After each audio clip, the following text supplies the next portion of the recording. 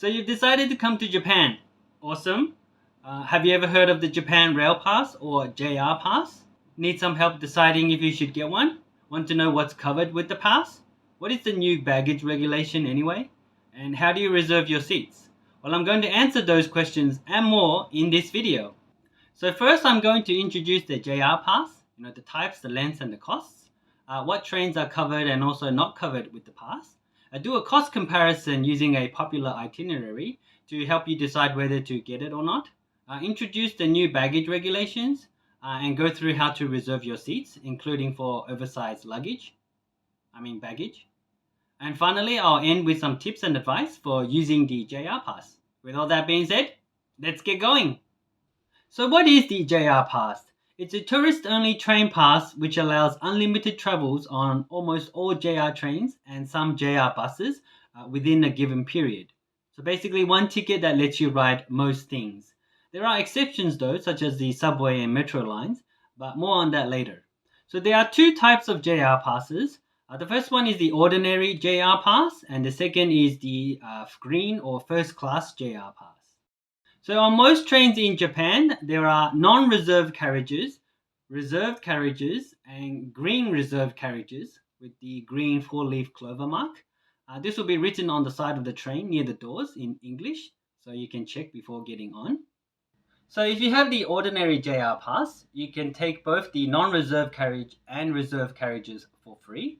However, if you want to take the reserved carriage, you need to make a seat reservation, either using the ticket machine or a JR ticket counter, or using the online JR Pass website. Also, if you have oversized luggage, then you also need to make a seat reservation as well. If you wish to take the green reserve carriage, maybe to try it out, then you actually need to pay an additional charge, maybe a few thousand yen, depending on the train, in order to take the green reserve carriage. And if you have the green JR Pass, you can ride in all three carriages, but even though it's included in the pass, you need to actually reserve your seats in advance in order to ride the reserved carriage and the green reserved carriages, which can take some time, especially if there's a long queue at the ticket machines. But from my experience, there's not too much difference, maybe more legroom and a separate toilet. So the pass comes in three lengths: the 7-day pass, the 14-day pass, and the 21-day pass. And these are consecutive days, so you cannot select individual dates, unfortunately. And the start date counts as day 1, and it starts and ends at midnight. So if you start your pass from the 1st, then it will end on the 7th at midnight. However, you can specify the start date of the pass at a future date up to 30 days in advance. So for example, if you're in Japan for a month, you can specify the start of your 7-day JR pass to be from the day 21, for example. You specify that when you exchange your voucher, but more on that later. So here is the different pricing for the different types of JR passes. My recommendation is if you want a guaranteed seat, either you have young children or want a peace of mind, then get the green pass. However, if you're going to be doing lots of travels during rush hour or during the busy holiday periods, where it will be difficult to get a reserved seat, then it might be better just to get the ordinary pass. You can always pay the additional fee to reserve your seat when you actually need it. And seat reservation costs from a few hundred yen to a few thousand yen, depending on the train and the distance. Regarding eligibility, I'll put the full list in the description, but the main one is you need to be a foreign visitor with a temporary visitor visa. It's a free one you get when you arrive in Japan, valid for 90 days, and it's not the short-term visa. So there are currently 3 ways to purchase the JR Pass. The first option is to buy it online through the Japan Rail Pass website. If you buy it through the online website, you can also make reservations through the website online. The second option is to buy it through a designated JR sales office overseas, usually like a travel agency. I'll put some links in the description to help you give you some information. And the third option, which is valid until March 31st of 2023 next year, is to buy from a ticket office within Japan. But if you use that option, it actually costs 5,000 yen more. So unless you forgot, it was too late, then it's better to purchase using the first 2 options. So once you make the purchase, you should receive an exchange voucher. which you need to bring with you when you come to Japan to exchange it for the actual JR pass.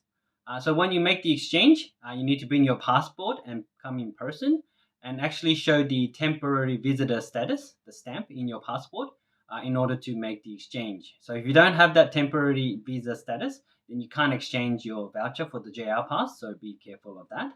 And the voucher is valid for up to 3 months. So once you make the purchase, make sure you come to Japan within the 3 month period in order to get your JR pass. So just remember that the day you exchange your voucher for the pass doesn't have to be the start of the JR pass period. You can actually specify a date up to 30 days in advance, so you can make your plans that way. As to what is covered by the pass, basically all JR group operated trains, anything with the JR logo, is covered by the pass, although there are some exceptions.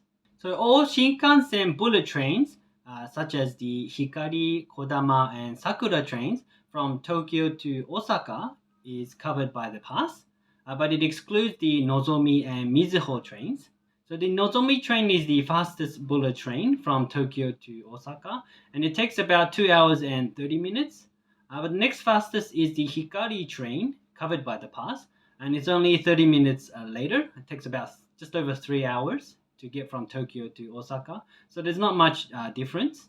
So my thought is that the Nozomi, the fastest train, is mostly taken by business people who need to get to meetings on time, and they don't want to have visitors or foreign tourists on the same trains.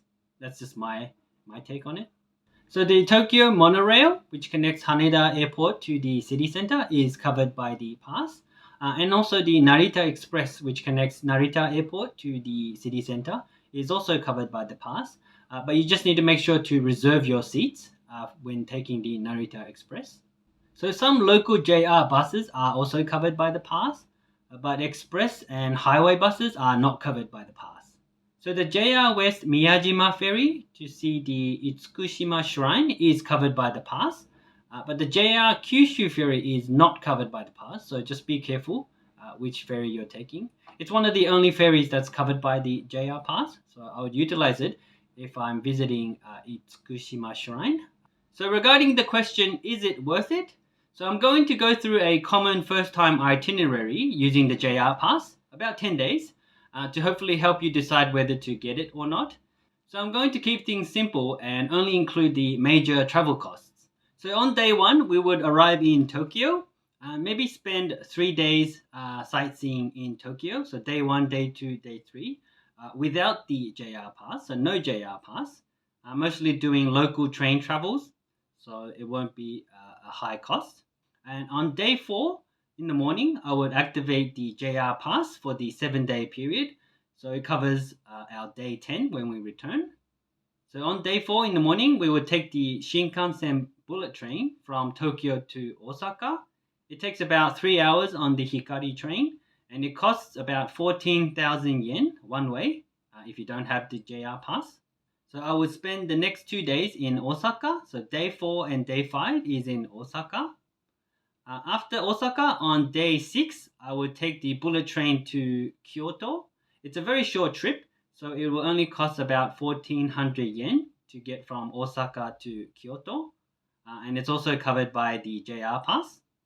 So I would spend maybe 3 days in Kyoto because there's a lot to see over there. So day 6, 7, and 8 is in Kyoto. So on day 9, I would take maybe a day trip to Nara and spend the whole day sightseeing Nara. And on the day 9's evening, I would take the Shinkansen train back to Tokyo and spend one more night in Tokyo for some last minute shopping or sightseeing, maybe for souvenirs. So on day 9 evening, I would return to Tokyo. So from Kyoto to Tokyo, the Shinkansen train will cost about 13,500 yen one way. And it's also covered by the JR pass.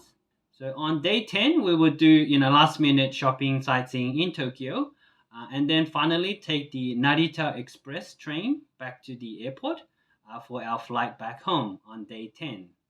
So if I added up all the costs, so from Tokyo to Osaka, 14,000 yen, from Osaka to Kyoto, 1,400 yen, From Kyoto to back to Tokyo, 13,500 yen.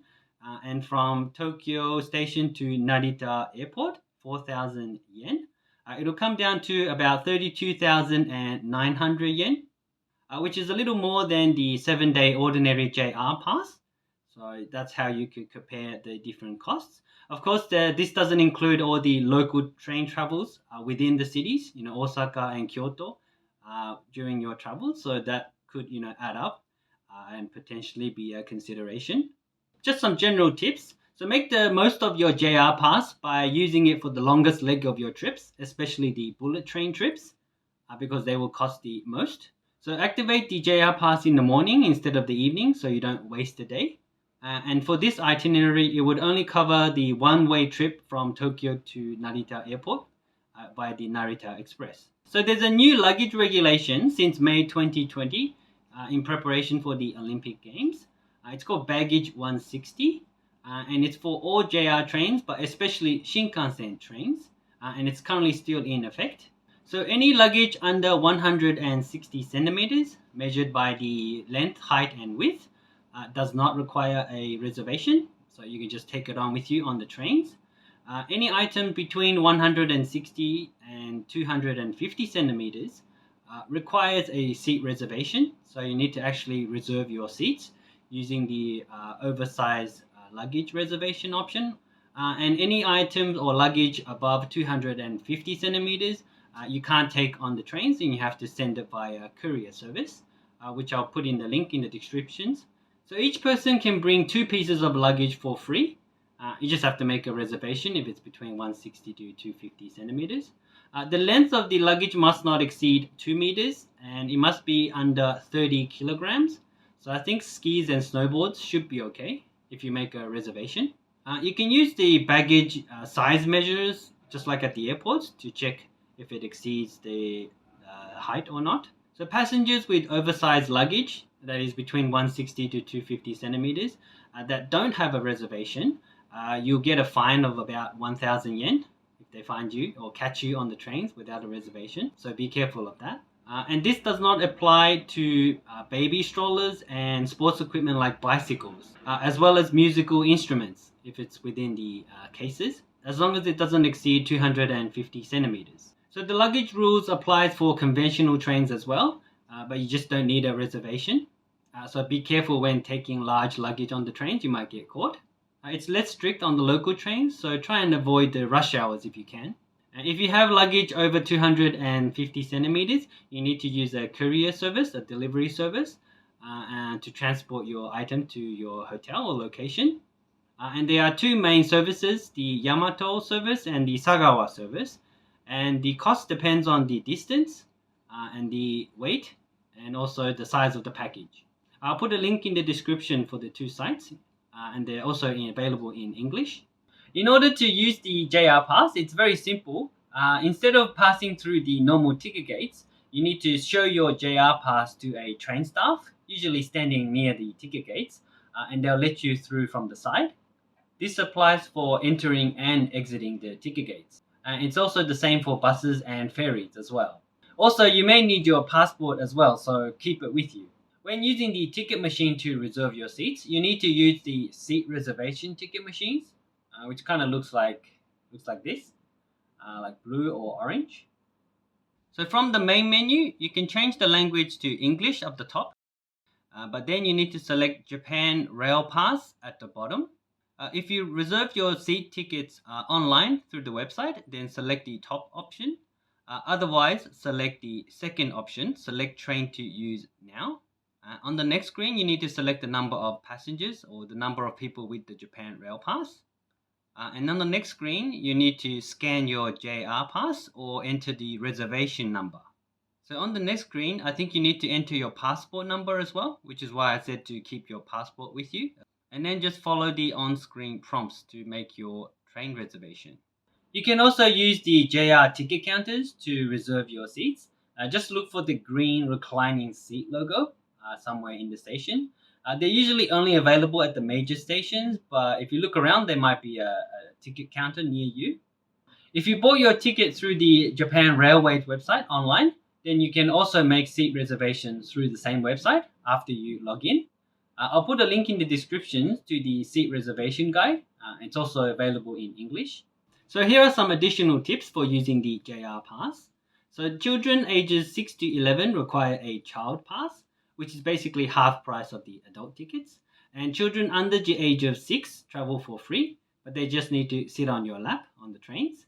But if there's a seat, no spare seat next to you, you can have them sit on the spare seat until someone else comes along, of course. You need to show your pass each time you pass through the ticket gates, so it's best to keep it somewhere convenient and easy to access in case you need to show it. You should also keep your passport with you in case they ask for it. They rarely do, but just in case, you should have it with you at all times. So the pass cannot be replaced if lost or stolen, so try to keep it in somewhere safe.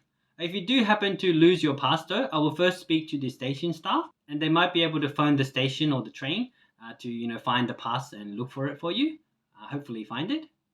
Also during the peak periods, during Obon holidays like late April to early May, and of course the Christmas New Year period, try to book your seats in advance because the trains will be pretty packed, especially the bullet trains.